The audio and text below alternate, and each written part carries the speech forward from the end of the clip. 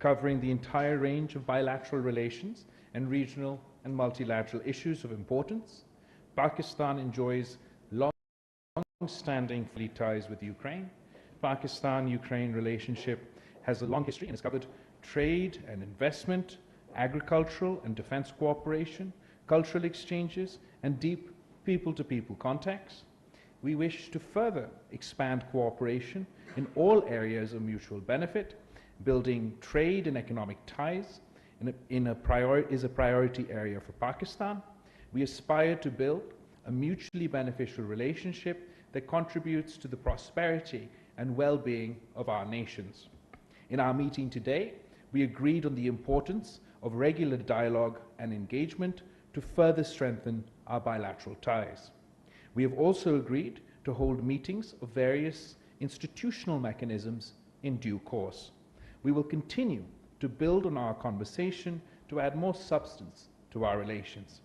We discussed the situation in Ukraine. I shared with the Foreign Minister our deep concern at the prevailing situation and offered our condolences on the loss of precious lives and immense human suffering. In a gesture of solidarity with the people of Ukraine, and despite our own economic challenges, we have sent humanitarian assistance. We believe that prolonged conflict brings immense hardship and sufferings to civilian populations. We hope, therefore, that peace will prevail so that the people of Ukraine and Russia can enjoy peace dividends. In our meeting, I emphasized the importance of peaceful resolution of disputes and conflicts through dialogue and engagement, and Pakistan's readiness to support peace initiatives which can bring peace in the region. As a country in a volatile region, we understand how long-standing regional conflicts can endanger our collective security. The Ukrainian war has also brought difficulties for developing countries and the global south, particularly in terms of fuel, food, and fertilizer shortages. Pakistan is no exception. We therefore have a vested interest in promoting peace and reconciliation. We hope for a peaceful resolution through dialogue and diplomacy. Finally, I would particularly like to appreciate the Ukrainian government for its principled stance in supporting the resolution on countering religious hatred, constituting incitement to discrimination, hostility, or violence at the Human Rights Council in Geneva on the 12th of July. As we look to the future, I am confident in our joint efforts to strengthen the bilateral relationship. We resolve to move forward in fostering cooperation and friendship between the peoples of Pakistan and Ukraine. I thank you. Thank you, Minister. It is indeed a big honor for me to be the first ever Ukrainian foreign minister who is paying an official visit to Pakistan. And although it's nice to be the first who came here and to be hosted by the first ever foreign minister of Pakistan who is hosting Ukrainian foreign minister, I think it's wrong. It's wrong that that it's happening only now. 30 years of Ukrainian independence, Ukraine and Pakistan have enjoyed excellent relationship. We were happy to work with you in the 90s, throughout 90s, and further on in the area in helping you build, strengthen your armed forces. We were always standing next to you in times of food crisis, and 2 years ago it was we were happy to help you to counter the flour crisis when Ukrainian traders delivered more than 1 million tons of grain. And of course, we will always remember that Pakistan provided Ukraine with humanitarian aid in the times when we needed it the most.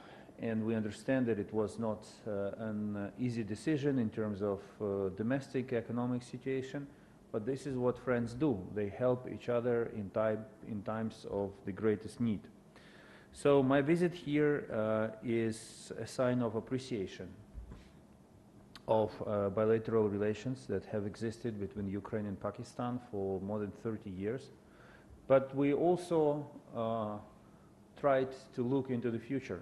And today I mentioned to my dear colleague and friend that war does not stop life.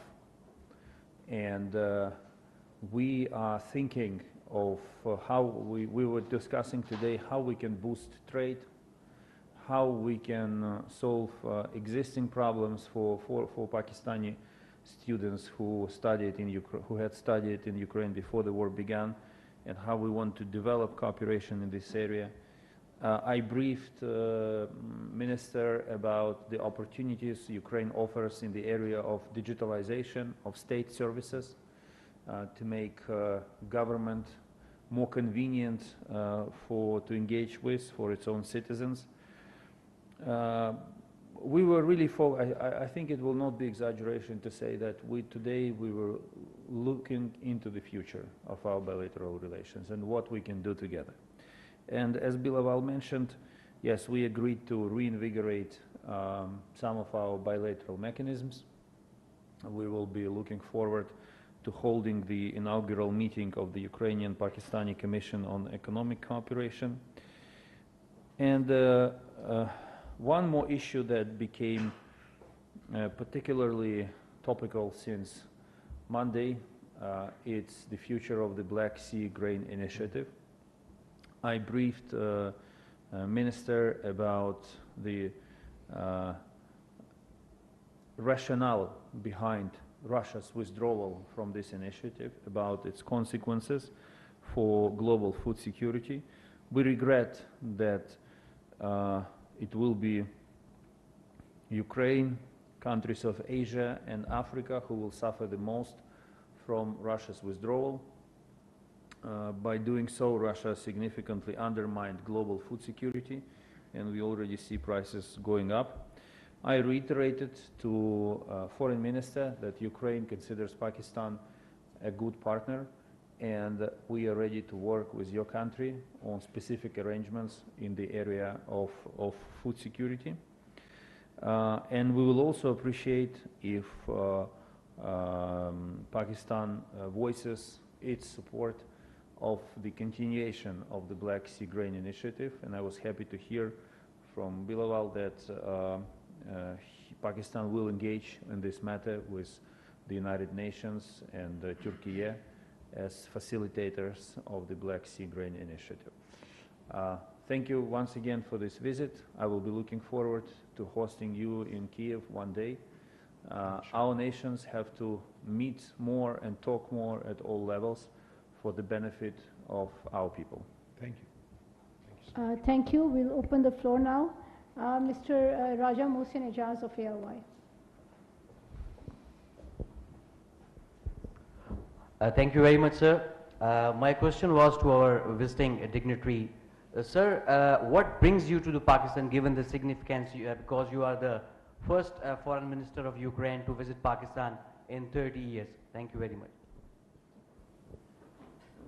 I think I already answered your question, but now, in addition to the reasons I mentioned, it was definitely worth coming because I enormously enjoyed Pakistani food, especially the dessert whose name I forgot. Kulfi. Yes, especially the dessert.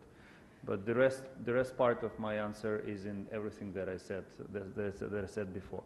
But really, by all accounts, our bilateral relations deserve more frequent contacts and engagement between governments at all levels, because even when we go through every issue on our speaking points, we realize how filled our relationship is. And there are so many things that we can do together and help each other with. Mr. Anas Malik, Capital TV. Capital TV. क्या हुआ आपका उसका? As well. Anas Malik from Beyond. Okay. Let's put it this way. So my question is addressed to both the foreign ministers and Foreign Minister of Pakistan and Foreign Minister of the visiting dignitary. The UN brokered grain deal, you've commented on that, that it is at a standstill right now. We've heard your comments. I would want the spotlight on the Pakistani side. Would you want to see its resumption or urge a resumption? And how does it affect directly on Ukraine's exports in times of this uncertainty of war to the resident dignitary? Thank you. So, Anas, thank you for your question. And you know our history, that Pakistan used to buy our wheat from Ukraine also in the past. The Pakistani people enjoy Ukrainian wheat. And as soon as the war started, the consequences, particularly for the developing world, insofar as food security, I raised many times when we were shortly in opposition, and then we came into government. The Black Sea Grain Initiative was heralded at the time of its announcement, and most of us in the developing world breathed a big sigh of relief, and that this would address in a large way the issues and challenges that we faced with food security. Like other developing countries, food inflation and supply disrupts resulting from supply chains disturbances due to the conflict has severely impacted Pakistan.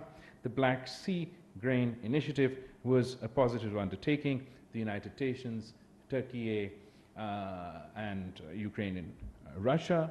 It is not only in our interest, we believe it is in the developing world's interest that this grain initiative is restored.